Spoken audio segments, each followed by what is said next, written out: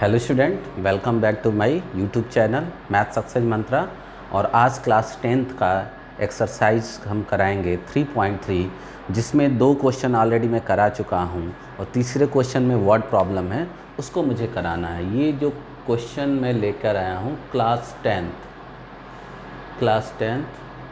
NCERT exercise 3.3। ये exercise लेकर मैं आया हूँ, ठीक है। तो इसको करना है, तो क्वेश्चन भी लिखा हुआ है। वैसे यदि क्वेश्चन नहीं आप लिखवाए हैं या आपके पास बुक नहीं है तो मैं बार बार कह रहा हूँ कि डिस्क्रिप्शन बॉक्स में यदि जाते हैं और आप वहाँ पे लिंक दिया हुआ है, चारों 9, 10th, 11, 12 चारों NCERT मतलब चारों क्लास की NCERT की मैथ्स के बुक के डाउनलोड करने के लिए आपको वहाँ लिंक दिया हुआ है। और उस लिंक पे जैसे जिसकी जो ज़रूरत पड़ेगी, जैसे आपको 10th की ज़रूरत है तो क्लास 10th की लिंक पे आप क्लिक करेंगे तो डाउनलोड हो जाएगा बुक पूरा, ठीक है। तो ये तो बात हुई बुक नहीं है तो, और यदि बुक नहीं है भी तभी भी मैं क्वेश्चन यहाँ लिख रहा हूँ, उसको ध्यान से पढ़ते जाइए, घर पर क्वेश्चन पूरा कीजिए, ठीक है। तो पहला क्वेश्चन है the larger between 2 numbers is 26। 2 number है, ठीक है ना। Sorry, the difference between 2 number is 26। 2 number है जिसका डिफरेंस कितना है, 26 है। And 1 number is 3 times the other, और एक नंबर क्या है, दूसरे का क्या है, 3 टाइम्स है। फाइंड देम, दोनों नंबरों को फाइंड करना है। अब क्या करेंगे, चूँकि pair of linear equations in 2 variable पढ़ रहे हैं, इसलिए हम दोनों नंबरों को 2 वेरिएबल में, 2 अननोन है, यहाँ पर 2 नंबर है जो कि फाइंड आउट करना है। जो फाइंड आउट करना है वही हमको पता नहीं है, जिसको अननोन बोलते हैं। अननोन हमेशा वेरिएबल में होते हैं, ठीक ना, उसको आप वेरिएबल में सपोज करते हो। तो यहाँ पर जो सॉल्यूशन होगा वो क्या होगा, ध्यान से देखिए। सॉल्यूशन है पहले का, मान लें कि let x be the first number and y be the second number. हमने मान लिया कि x पहला नंबर है और y क्या है, दूसरा नंबर है। अपनी बातें क्लियर हो गई, ठीक है ना। इसमें एक चीज़ और मान लीजिएगा कि कौन बड़ा है, तो हम मान लेते हैं कि x is greater than y, क्योंकि एक बड़ा और एक छोटा होगा, क्योंकि यहाँ पर दिया हुआ है कि 1 number is 3 times the other, मतलब जो बड़ा नंबर है छोटे का 3 टाइम्स है, यहाँ पर छोटा y है। तब अकॉर्डिंग टू क्वेश्चन कह रहा है कि the difference between 2 number is 26, मतलब x और y का डिफरेंस। तो चूँकि डिफरेंस यहाँ क्या दिया हुआ है, प्लस में दिया है 26, इसका मतलब हमको क्या करना है, बड़े में से छोटे को माइनस कर देना हो, और ये दिया है 26। ये तो पहला हो गया। और दूसरा इक्वेशन क्या बनेगा, दूसरा इक्वेशन बनेगा 1 number is 3 times the other, मतलब एक नंबर जो है दूसरे नंबर का 3 टाइम्स है। समझ में आ रही बात। इसका मतलब बड़ा क्या होगा, छोटे का 3 टाइम्स होगा, कभी छोटा बड़े का 3 टाइम्स नहीं हो सकता है। तो यहाँ पर बड़ा है x और छोटा है y, तो छोटे का 3 टाइम्स करेंगे वो तो क्या हो जाएगा, बड़े वाले के इक्वल हो जाएगा, क्योंकि हमने पहले ही मान लिया है कि x बड़ा है और y छोटा है। तो बड़ा क्या हो जाएगा, इस छोटे नंबर का 3 टाइम्स होगा। क्वेश्चन में यही कह रहा है कि एक नंबर दूसरे नंबर का 3 टाइम्स है। तो चूंकि x और y हमने मान लिया कि x बड़ा है और y छोटा है, तो बड़ा क्या होता है, लार्जर हमेशा क्या होता है, स्मॉलर का 3 टाइम्स होगा। यही हो सकता है, कभी भी स्मॉलर लार्जर का 3 टाइम्स नहीं हो सकता है। और x माइनस वाई क्यों 26 लिए हैं, आप ये भी तो कह सकते हो कि y माइनस एक्स 26 होना चाहिए। तो y माइनस एक्स इसलिए 26 नहीं होना चाहिए, यहाँ पर मैं बता देना चाहता हूँ, क्योंकि चूँकि x बड़ा है और x में से बड़े को जब माइनस करेंगे तो 26 आएगा, ठीक है। हमेशा डिफरेंस बड़े में से छोटे को माइनस करेंगे। ये बात तो आपको क्लियर हो गई है। चलिए, अब ये आपके पास 2 इक्वेशंस हैं और इन दोनों इक्वेशंस को सॉल्व करना है। चूँकि हम पढ़ रहे हैं सब्स्टिट्यूशन मेथड, तो सब्स्टिट्यूशन मेथड से ही करेंगे। तो अब ध्यान से देखिए, x की वैल्यू 3y के टर्म्स में दिया है। यदि x की वैल्यू 3y इसमें रख लेंगे तो ये पूरा पूरा y में कन्वर्ट हो जाएगा, और पूरा पूरा y में कन्वर्ट हो जाएगा तो सॉल्यूशन आ जाएगा। तो यहाँ पर क्या करेंगे, यहाँ पर सॉल्यूशन देखिए,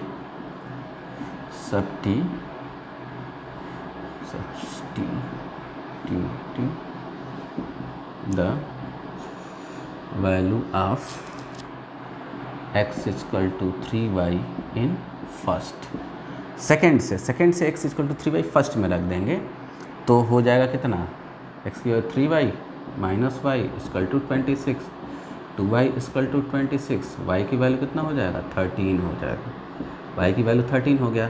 अब इस y की वैल्यू को कहाँ रख देंगे, फर्स्ट में रख देंगे तभी भी x आ जाएगा, सेकंड में रख देंगे तभी भी x आ जाएगा। तो हम क्या रख रहे हैं, सेकंड में रखेंगे। तो लिखिए substituting the value of y equal to 13 in second, तो कितना हो जाएगा x equal to 3 into 13, this imply that x equal to 39। तो एक नंबर क्या हो जाएगा 39 और दूसरा नंबर क्या होगा 13 हो जाएगा। ये आपके सॉल्यूशन आ गए, क्योंकि जो हम x और y माने हैं वही तो आपका सॉल्यूशन होगा। क्लियर हो रही बातें, नहीं समझ में आएगा फिर एक बार इसको देखिएगा रिवाइंड करके। चलिए ये पहला क्वेश्चन हो गया, अब दूसरे क्वेश्चन में आ रहे हैं। स्क्रीनशॉट ले लीजिएगा फिर आगे बढ़ जाइएगा। दूसरा क्वेश्चन है कि कह रहा है कि दो नंबर है, larger of to supplementary angle, दो एंगल है और दोनों एंगल का जो सप्लीमेंट्री एंगल है, दोनों सप्लीमेंट्री एंगल है। सप्लीमेंट्री एंगल क्या होता है ये आपको बता देना चाहते हैं। तो ऐसे दो एंगल जिनका सम क्या होगा 180 होगा, ऐसे दो एंगल जिनका सम कितना होगा 180 होगा, तो ये दोनों एक दूसरे के सप्लीमेंट्री कहलाते हैं, याद रखिएगा। मतलब ऐसे दो एंगल जिसका सम 180 हो। अब हम क्या मान लेते हैं कि वो दोनों सप्लीमेंट्री एंगल तो मालूम नहीं है, तो दोनों सप्लीमेंट्री एंगल नहीं मालूम है तो मान लेते हैं कि वो दोनों के क्या नाम है, एक x है तो एक y है। तो यहाँ पर लेट कर लीजिए, यहाँ पर सॉल्यूशन है आपका, solution let x and y be two supplementary angle. हमने मान लिया x और y दो सप्लीमेंट्री एंगल है, लेकिन एक चीज़ भी मानना पड़ेगा कि इसमें x ग्रेटर देन y, इसलिए क्योंकि एक लार्जर है, यहाँ पर लार्जर का भी यूज़ किया है और एक स्मॉलर है, तो एक को बड़ा एक को छोटा तो मानना ही पड़ेगा, x ग्रेटर देन y। अब कह रहा है कि ध्यान से देखिए, हमने तो मान लिया यहाँ पर कि x और y दो सप्लीमेंट्री एंगल है। अब चूँकि सप्लीमेंट्री है तो एक तो क्लियर है कि x plus y equal to 80 होगा। फर्स्ट इक्वेशन आप लिख लीजिएगा, since x and y are supplementary, इसलिए सप्लीमेंट्री है तो दोनों का सम 180 होगा। अब दूसरा क्वेश्चन कह रहा है supplementary angle, the larger supplementary angle exceed, मतलब जो बड़ा है, बड़ा कौन है x, वो कितना अधिक है एक्सीड कर रहा है स्मॉलर से कितना 18, मतलब वो बड़ा है, लार्जर जो है वो बड़ा है स्मॉलर से कितना 18। इसका मतलब हुआ कि लार्जर में जब स्मॉलर को माइनस करेंगे तो कितना आ जाएगा 18 आ जाएगा। ध्यान से देखिए, क्वेश्चन में दिया है the larger of to supplementary angle, दो सप्लीमेंट्री x और y में जो बड़ा है वो छोटे से कितना बड़ा है 18 बड़ा है। यहाँ पर दिया है एंगल एक्सीड, मतलब एंगल बड़ा है, एक्सीड मतलब बड़ा, the smaller by 18 degree, smaller वाले से 18 अधिक है। इसका मतलब यदि लार्जर में से स्मॉलर को माइनस करेंगे तो 18 आएगा। क्लियर, ये तो दो बातें हो गई। अब इन्हीं दोनों को सॉल्व करना है, सब्स्टिट्यूशन मेथड से सॉल्व करना है, ये याद रखिएगा। तो अब क्या करेंगे कि यहाँ से फ्रॉम टू x की वैल्यू निकाल लीजिए। तो फ्रॉम टू x की वैल्यू क्या होगी 18 प्लस y हो जाएगी, 18 आ गया। और इसकी वैल्यू को कहाँ ले जाके फर्स्ट में रख दीजिए, क्योंकि आपको बता चुके हैं कि जहाँ से आप x या y निकालिएगा उस इक्वेशन में नहीं रखेंगे, उसके अदर इक्वेशन में। जैसे हमने सेकेंड से x की वैल्यू निकाला 18 प्लस y, x को क्या कन्वर्ट कर दिया y के टर्म्स में, y को इधर लेके चले गए तो y नेगेटिव था तो प्लस में आ गया। अब x की वैल्यू y के टर्म्स में आ गया और ये x की वैल्यू चूँकि सेकंड से आया है इसलिए हम फर्स्ट में रखेंगे, सेकंड में नहीं रखेंगे। तो यहाँ लिखिए substituting the value of x equal to 18 plus y in first. तो फर्स्ट में रखोगे तो क्या हो जाएगा x की जगह 18 plus y equal to 180, 2y 180 minus 18, तो माइनस कर दोगे तो कितना हो जाएगा, हो जाएगा, दिख रहा है ना आप लोगों को, चलिए दिख रहा है, एक लाइन और लिख देते हैं तो हो जाएगा 2y इक्वल टू, ये हो जाएगा 10 2 और ये 7 6 ये हो जाएगा। और 2 से जब डिवाइड कर दोगे यहाँ पर तो y की वैल्यू 81 आ जाएगा। क्या गया? y की वैल्यू 81।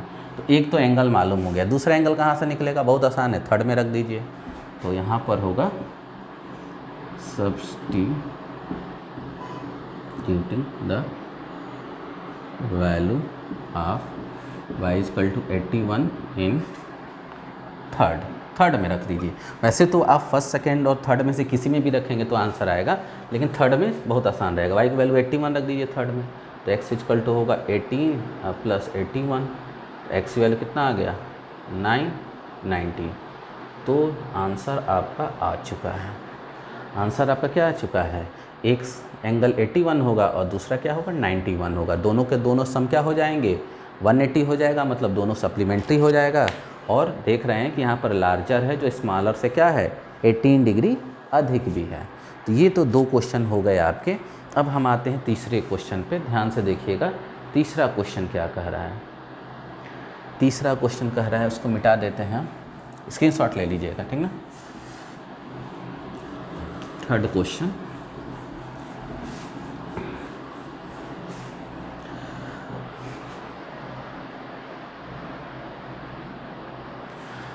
थर्ड क्वेश्चन कह रहा है the coach of A cricket team. देखिए तीसरे का तीसरा है आपका the coach of A cricket team. The coach of A cricket team by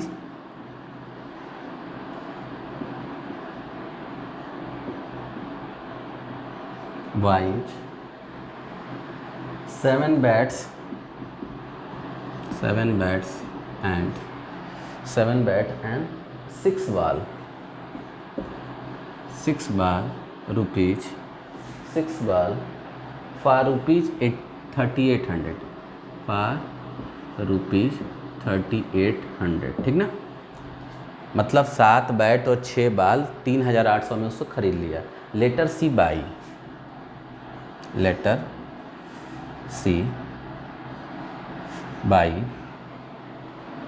3 bats and 5 balls, 3 bats and 5 balls for rupees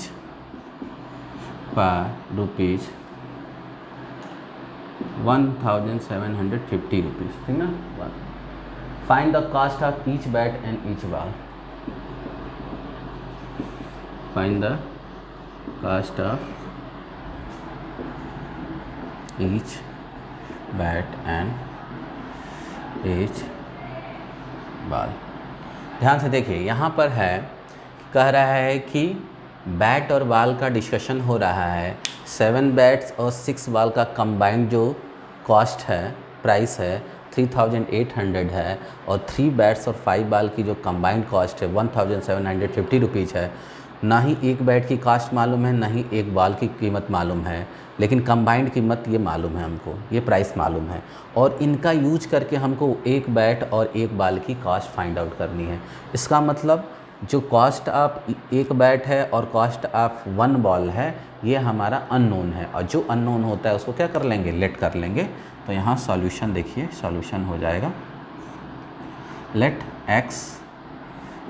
rupees x be the cost of 1 bats and rupees y be the cost of 1 ball, ठीक ना। हमने मान लिया कि x रुपया एक bat का cost है और y रुपया एक बाल का कीमत है। अब क्या हो गया भाई, जब कॉस्ट एक एक का हमने सपोज कर लिया x और y, तो इक्वेशन बनाना आसान है। एक बैट की कॉस्ट 1 रुपीज़, तो 7 बैट की क्या होगी? 7x। एक बाल की कॉस्ट y रुपीज़, तो 6 बाल की क्या होगा? 6y। दोनों को ऐड कर दोगे तो 7 बैट और 6 बाल की कंबाइंड कॉस्ट आ गई। और ये क्वेश्चन में पहले से दिया है कितना? 3 हो गया, ये हो गया पहला। इसी तरह 3 बैट तो 3x हो जाएगा, और 5 बाल तो कितना हो जाएगा? 5y हो जाएगा, क्योंकि एक बैट का था x रुपये, तो 3 बैट्स का क्या होगा? 3x। एक बाल का वाई रुपीज़ तो 5 बाल का 5 वाई, दोनों को जोड़ दोगे तो कंबाइंड कॉस्ट, कंबाइंड कॉस्ट पहले से आपको दिया है कितना, 1750 रुपये। इन्हीं दोनों को सॉल्व करना है, बहुत आसान है। आप क्या करिए, इक्वेशन सेकंड से या फर्स्ट से एक वेरिएबल निकालिए, आप जो कहोगे वो निकालेंगे। जैसे फ्राम आप सेकंड ही निकालो, आप सेकंड से क्या निकालना चाहते हो, एक्स या वाई। अब बार बार मैं एक्स निकाला हूँ, अब हम वाई निकालते हैं, क्योंकि आपका क्वेश्चन ये भी मन में होगा कि क्यों एक्स ही निकाल रहे हैं, क्यों ना वाई निकाल के आप सॉल्यूशन निकाल रहे हैं। तो मैं वाई भी निकाल के बता दूंगा कि आंसर वही आएगा। तो 2 से वाई जब निकालेंगे तो देखो कितना आएगा, 5 वाई यहीं रह जाएगा, एक्स इधर जाएगा, 750 माइनस 3x, और y की वैल्यू कितना हो जाएगा, 750 माइनस 3x बाई 5। ये हो गया थर्ड इक्वेशन हो गया। अब इस y की वैल्यू को हम कहाँ रखेंगे, फर्स्ट में रखेंगे, क्योंकि सेकंड से हम y निकाल रहे हैं। याद रखिएगा, चूँकि y जो अननोन है वो सेकंड से निकल के आया है, इसलिए अब सेकंड में नहीं रखेंगे, फर्स्ट में रखेंगे। ये याद रखना है आपको कि जहाँ से वेरिएबल निकालिएगा फिर उसी में नहीं रखिएगा, दूसरे में सब्स्टिट्यूट करेंगे तब आंसर आएगा। तो लिखिए substituting the value of y in first रख दीजिए। तो 7x और 6 y की जगह क्या रखना होगा, 750 minus 3x divided by 5 equal to 3800। ठीक, अब एलसीएम ले लीजिए।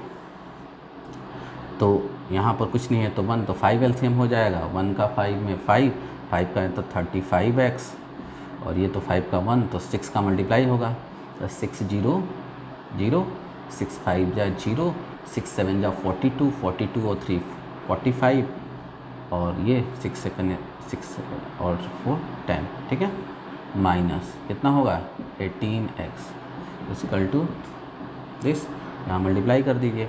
ये यहाँ से माइनस हो गया, कितना हो जाएगा 17x प्लस 1050 और 0 0 0 55 40 15 15 4 19। ठीक है, ठीक। अब हो जाएगा 17x, ये माइनस हो जाएगा तो 500 हो जाएगा, और 18 में से 800, ये हो जाएगा 500। ठीक ना, 500 रुपीज़। तो यहाँ से पता चल गया, आप 17 से डिवाइड करेंगे, 17 5 85, 5 2 0 आ जाएगा। तो x की वैल्यू आ गई कितनी, x की वैल्यू आ गई 500, मतलब एक बेड की कॉस्ट कितनी आ गई, 500 आ गया। क्लियर हो रही बातें यहाँ तक? बहुत आसान है, सॉल्यूशन आप देखेंगे क्लियर हो जाएगा। अब एक बेड की कीमत तो आ गई है, अब एक बाल की फाइंड आउट करनी है। तो चलिए बाल की फाइंड आउट करनी है, तो एक्स की वैल्यू कहाँ रख देंगे, फर्स्ट में रखिए या सेकंड में रखिए, आ जाएगा। तो बताइए कहाँ रख दिया जाए, दिख रहा है ना आप लोगों को? तो यहाँ लिख लीजिए substituting the value of x equal to 500 in, कहाँ रखेंगे, इसी में रखो ना, थर्ड में रखो, इन थर्ड बहुत आसान होता है, जब थर्ड निकाल तो थर्ड में रखो। तो y हो जाएगा, और यहाँ से कितना होगा 1750 माइनस 3 इंटू 500 और डिवाइडेड बाई 5, तो ये हो जाएगा 1750 माइनस 1500 बाई 5, कितना हो जाएगा ये 250/50, this imply that y equal to 50। y भी 50 आ गया और x क्या आ गया 500 आया, और ये रुपीज़ में आएगा। तो y मतलब क्या है, एक बॉल की कीमत आ गई 50 रुपये, और एक बैट की कीमत कितनी आ गई 500। क्लियर हो रही बातें? चलिए ये तो आ गया आपका। नेक्स्ट क्या है, चलिए पांचवा देखते हैं, चौथा देखते हैं। चौथा, इसको देखिएगा, रिमाइंड करके देखिएगा, समझ में आ जाएगा बात।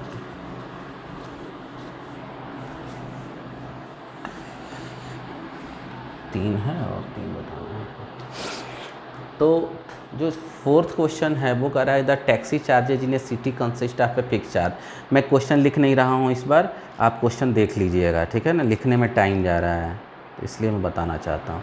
कह रहा है कि taxis charges in A city consist of fix charges together with A charge of distance covered for distance 10 kilometre and the charge paid 1 rupees for the journey 15 kilometre. कह रहा है कि यदि वो 10 किलोमीटर चल रहा है तो उसको कितना हो रहा है, 105 रुपया देना पड़ रहा है, और 15 किलोमीटर के लिए कितना चार्ज दे रहा है, वो 155 रुपया दे रहा है। कह रहा है कि what are the fix charge and the charge per kilometre, how much does a person have a pay a travelling A distance 15।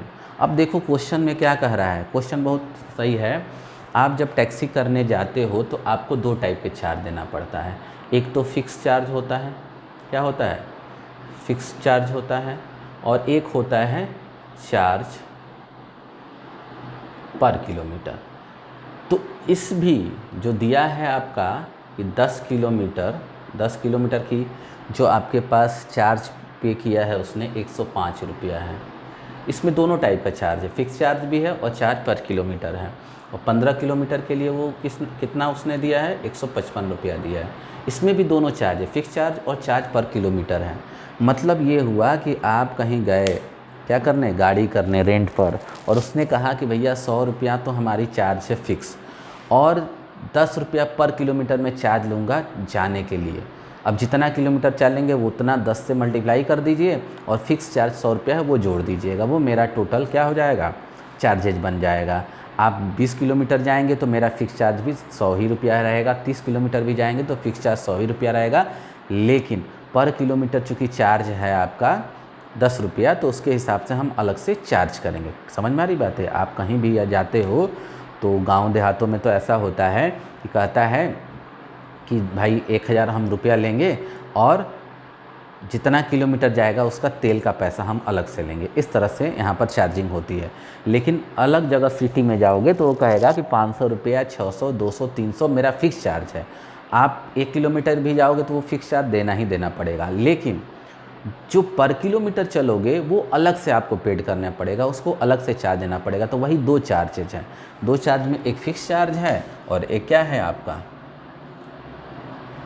Charge per kilometre है। तो हम मान लेते हैं दोनों अननोन है, दोनों को मान लीजिए। मान लीजिए कि let x rupees be the fix charge of taxi and y rupees be the charge per kilometre. हमने क्या कर लिया, दोनों चीज़ को मान लिया। हमने मान लिया कि फिक्स चार्ज तो x रुपया है और टैक्सी का y रुपीज़ चार्ज है पर किलोमीटर। 1 किलोमीटर जाएगा तो y रुपीज़ होगा। तो अकॉर्डिंग टू क्वेश्चन, पहला क्वेश्चन, पहले में वो 10 किलोमीटर चल रहा है तो 10 किलोमीटर में फिक्स चार्ज तो x ही रहेगा, लेकिन 1 किलोमीटर का y होगा तो 10 किलोमीटर का कितना होगा 10y, और फिक्स चार्ज और 10 किलोमीटर का चार्ज मिलके कितना हो जाएगा 105। ये तो पहला क्वेश्चन हो गया, इक्वेशन हो गया। इसी तरह दूसरे केस में भी फिक्स चार्ज वही रहेगा x, लेकिन दूसरे केस में 15 किलोमीटर चला है तो 15 किलोमीटर का चार्ज कितना होगा 15y। 1 किलोमीटर का क्या चार्ज है y, तो 15 किलोमीटर का 15y। ये 15y क्या हो गया 15y। 15 किलोमीटर चला है तो उसका चार्ज और फिक्स चार्ज जोड़ दोगे तो टोटल ये चार्ज हो जाएगा जो आपसे करेगा, और जो क्वेश्चन में दिया है कि 155 रुपया उससे चार्ज कर रहा है। ठीक है ना। ध्यान से देखिए, फिक्स चार्ज और ये 10 किलोमीटर का चार्ज दोनों मिलके वो चार्ज किया 105 रुपया। फिक्स चार्ज और 15 किलोमीटर उसको जाने में जितना भी पैसा लगा, इन दोनों को मिला के वो चार्ज किया 155 रुपया। अब कह रहा है कि फ़िक्स चार्ज क्या है, चार्ज पर किलोमीटर क्या है, निकालिए। दोनों को सॉल्व कर लीजिए, आ जाएगा। तो दोनों को सॉल्व करना बहुत आसान है। देखिए, अब किसी एक से निकालिए, जैसे फ्रॉम फर्स्ट निकालिए। x की वैल्यू कितना हो जाएगा 150 minus 10y, sorry 105 minus 10y। ठीक है, ये आ गया। अब चूंकि हमने पहले से ही x की वैल्यू निकाला है तो कहाँ ले आके रखेंगे, सेकंड में रखेंगे। तो लिखिए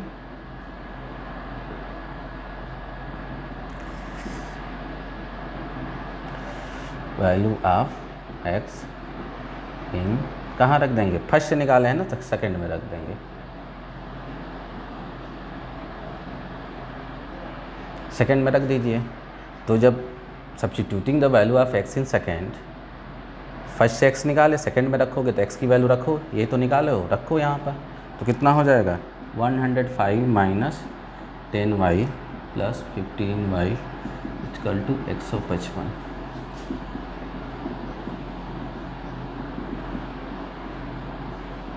कितना हो जाएगा, माइनस कर दीजिए, 150 माइनस 105, ये हो जाएगा आपका 50, 5y, y की वैल्यू आ जाएगी 10, मतलब चार्ज पर किलोमीटर इतना रुपए पर किलोमीटर आ गया। y की वैल्यू 10 आने मतलब y की वैल्यू 10 आने का मतलब 10 रुपये पर किलोमीटर का चार्ज कर रहा है। अब इस y की वैल्यू कहाँ ले जाके रख दें, थर्ड में रख दीजिए। देखिए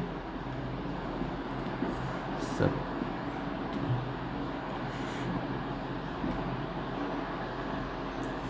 y बराबर 10 इन थर्ड में रख दो, थर्ड में तो सबसे आसान है, किसी में रखोगे तो आएगा। जब एक वेरिएबल निकल जाए ना तो आप फर्स्ट में, सेकंड में, थर्ड में कहीं भी रख सकते हो, लेकिन यहाँ पर जब एक वेरिएबल दूसरे वेरिएबल के टर्म्स में निकालते हैं और यहाँ पर हमने फर्स्ट से निकाला था, इसलिए सेकंड में ले जाके हमने क्या कर दिया, रख दिया, ये याद रखिएगा। तो 10 आ गया, बात समझ आ रही है ना। थोड़ा क्रॉस चेक भी करते चलते हैं, सही है गलत है। तीसरा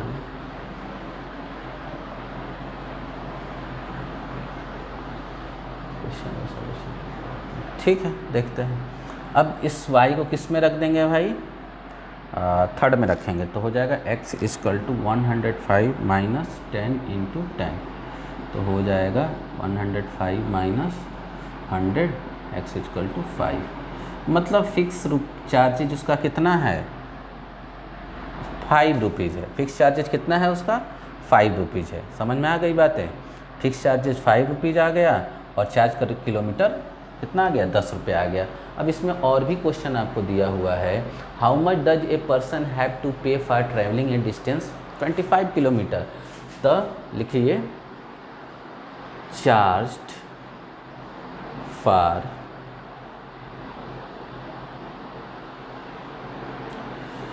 ट्रैवलिंग 25 किलोमीटर। 25 किलोमीटर ट्रैवल करने में कितना चार्ज लगेगा, तो ध्यान से देखिए, फिक्स चार्ज कितना होगा आपका x और 25 इंटू वाई, क्योंकि y किसका है, चार्ज पर किलोमीटर है, तो 25 किलोमीटर जा रहा है तो 25y तो होगा ही होगा, और ये फिक्स चार्ज है। x निकाल चुके हो 5 और ये क्या हो गया 10, तो हो गया 5 प्लस 250 क्या हो गया 255 रुपीज़ हो गया। टोटल कास्ट आ जाएगा क्या होगा 25 किलोमीटर जाने का। क्लियर हो रही बातें। अब देखिए पाँचवा, चौथे के बाद पाँचवा,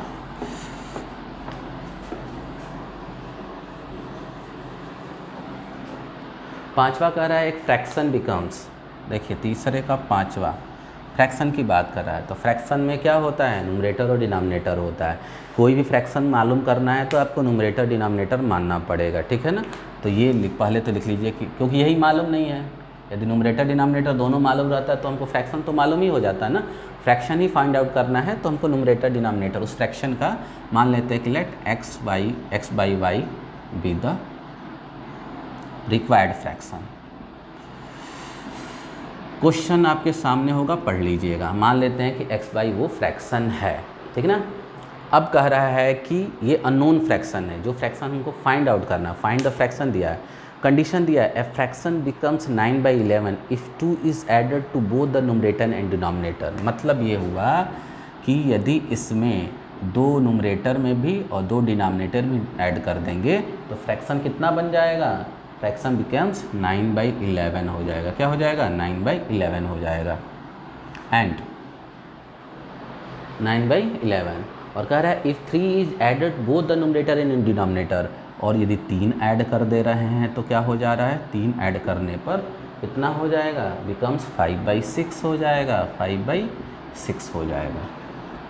ध्यान से देखिए, क्वेश्चन में कह रहा है कि यदि न्यूमरेटर डिनोमिनेटर दोनों में ऐड कर देने पर 9/11 हो जा रहा है यही फ्रैक्शन, और दोनों में 3 ऐड कर देने पर वो 5/6 हो जा रहा है, तो फ्रैक्शन क्या होगा। तो हमने मान लिया कि फ्रैक्शन x/y है, और यदि दोनों में 2 ऐड कर रहे हैं, मतलब न्यूमरेटर डिनोमिनेटर में तो 9/11 हो जा रहा है, और दोनों में 3 ऐड कर रहे हैं तो क्या हो जा रहा है, फ्रैक्शन 5/6। इसी को सॉल्व करना है। तो अब देखिए फ्रॉम फर्स्ट से क्या होगा, थोड़ा सा इसको कन्वर्ट करिए। फ्रॉम फर्स्ट क्या होगा, x + 2 मल्टीप्लाई कर दीजिए क्रॉस, इसको यहाँ और इसको यहाँ, तो x प्लस 2 इंटू 11 और इधर जाएगा तो 9 y प्लस 2 कितना हो जाएगा, x प्लस 11 से मल्टीप्लाई कर दो 11x प्लस 22 9y प्लस 18, तो 11x इक्वल टू कितना होगा 9y प्लस 18 माइनस 22। 11x कितना होगा 9y 18 minus y minus 4 x equal to 9y minus 4/11, ठीक है ना। ध्यान से देखिए 9y 18 माइनस 22 क्या होगा -4, लेकिन ये हो जाएगा 11 से ये हो गया आपका 3 हो गया। अब x की वैल्यू आप या तो इसमें रख दो, किसमें, फर्स्ट से तो निकाले हो, तो अब ले जाके हम सेकंड में रखते हैं। तो लिखिए, क्योंकि क्वेश्चन यही कह रहा है, क्वेश्चन में ही होता है कि यदि आपने क्या किया फर्स्ट से निकाला x की वैल्यू तो सेकंड में रखोगे, तो substituting the value of x in third, क्या रखेंगे फर्स्ट से निकाले हो ना, फर्स्ट से निकाले हो तो सेकंड में रखोगे, कहाँ रखोगे सेकंड, इन सेकंड। तो x की जगह लिखिए 9y माइनस 4/11 प्लस 3 और y की y तो y ही रहेगा, ये हो जाएगा 5/6। x की जगह ध्यान से देखो, x की जगह 9y माइनस 4/11 रख दिए, ये हो गया। अब कितना हो जाएगा 9y minus 4 plus 33/11 y plus 3 5/6 और ये कितना हो जाएगा 9y प्लस 28 11, देखो 11 का यहाँ मल्टीप्लाई हो जाएगा, ये सॉल्व करना आपको आना चाहिए। 5/6 क्रॉस मल्टीप्लाई कर लो, 6 का इधर 6 9 54y, 6 का करोगे 6 8 48, 6 दूना 12 4 16, ये कितना होगा 11 5 55, 55y होगा और 55 का 3 में मल्टीप्लाई हो, 3 5 15, 3 5 15 1 16। ध्यान से देखिएगा, जब क्रॉस मल्टीप्लाई होगा तो 5 का 11 में हो जाएगा, तो 55 हो गया, 55 का y में करोगे तो 55y, और 55 का 3 में, क्योंकि 5 का मल्टीप्लाई को 55 हो गया है, 55 का 3 में करोगे तो 165 आ जाएगा। अब देखिए ये 54y ये इधर जाएगा तो 54y minus 55y 165 minus 168 minus y, और ये कितना हो जाएगा -3, y की वैल्यू क्या हो जाएगा 3 आ जाएगा, y की वैल्यू 3 आ गई। अब इस y की वैल्यू को 3 को कहाँ रख सकते हो आप, थर्ड में रख दो, फर्स्ट में रख दो, सेकंड में, सबसे आसान है थर्ड में रख दीजिए। लिखिए substituting the value of y equal to 3 in third में रख दोगे तो क्या हो जाएगा x 9 इंटू 3 माइनस 4/11, तो 29 27, 27 में से 4 जाएगा, कितना हो जाएगा 23, 27। कहीं गड़बड़ हो रहा है भाई,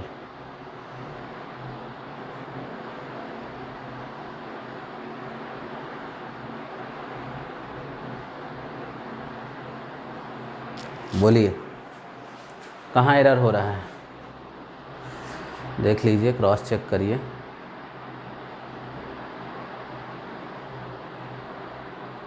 यहाँ पर गड़बड़ हुआ है, यहाँ पर 29 होगा, कितना होगा 29, और 9 6 9 54, ध्यान से देखिए 6 9 54, 6 दूना 12 और 5 17 हो जाएगा, ये 174 होगा, 174 इधर माइनस होगा, तो ये हो जाएगा आपको 9, कितना आएगा 9 आ गया, 9 रखोगे तो 99 81, 81 माइनस 4 कितना होगा 77, दिस इम्प्लाई दैट x की वैल्यू 7 हो जाएगा, x 7 आ गया और y की वैल्यू कितना आ गया 9 हो गया, देयरफॉर फ्रैक्शन कितना हो जाएगा,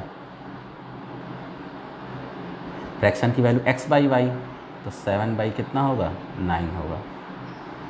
ध्यान से देखिएगा, यहाँ पर गड़बड़ हो गया था, -4 + 33 29 होगा, और 29 के हिसाब से सॉल्व कर दोगे तो y की वैल्यू 9, और जब y की वैल्यू 9 यहाँ पर रख दोगे तो 81, 81 - 4 77, 77/11 क्या हो जाएगा 7 हो जाएगा। तो x की वैल्यू 7 आ गई और y की वैल्यू 9, तो फ्रैक्शन क्या हो जाएगा 7/9 हो जाएगा। क्लियर? चलिए, तो ये हो गया आपका आंसर। अब एक लास्ट क्वेश्चन है जो जिसको मैं स्किप कर देता हूँ, छोड़ देता हूँ। 5 ईयर हैंस ये वाली चीज़ें आप लोग क्या कर रहे हैं,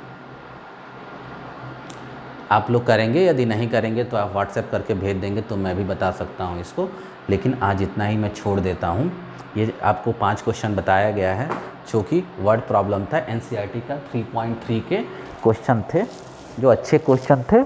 आप लोग इसको अच्छे से देखिए और वीडियो को शुरू से अंत तक देखिए बेटा, आप लोग बहुत कम देख रहे हो, ठीक ना। और घर पे पढ़ाई कीजिए, एनसीईआरटी की बुक खरीद लीजिएगा, क्योंकि मैं एनसीईआरटी को ही फॉलो कर रहा हूँ। पहले मैं सोच रहा हूँ कि एनसीईआरटी करा दूँ अच्छे से, फिर आपको आगे पढ़ाऊँगा। और तब तक के लिए यदि वीडियो देख रहे हैं तो धन्यवाद। वीडियो को शेयर, लाइक और डिसलाइक जो करना हो करिए, लेकिन कुछ ना कुछ ज़रूर करिए। सब्सक्राइब करिए। दूसरी बात, अपना कोई ग्रुप है दूसरे स्कूल के बच्चों का तो वहाँ शेयर कीजिए। पसंद आए तो लाइक करिए, ना पसंद आए तो डिसलाइक ज़रूर करिए। Thank you.